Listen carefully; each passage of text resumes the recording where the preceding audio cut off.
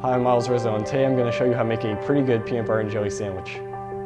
So you're going to need peanut butter, chunky or smooth. You're going to need jelly. I use grape, but you can use any flavor you like. And 2 slices of bread, and finally 2 butter knives.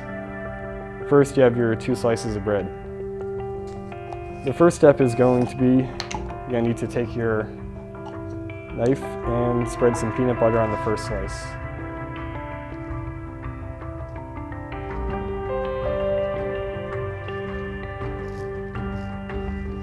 And make sure it's even, because you don't want to get like a whole lot of peanut butter or a whole lot of jelly in one bite of it. That's not going to taste very good.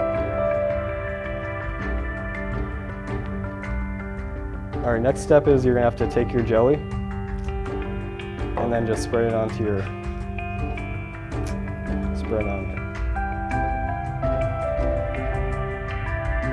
And make sure it's even again, because you don't want to just get like one peanut butter and one jelly. And finally, just put the 2 pieces of bread together and cut it diagonally. This has been Myles Rizzo from Video Production 1 signing off.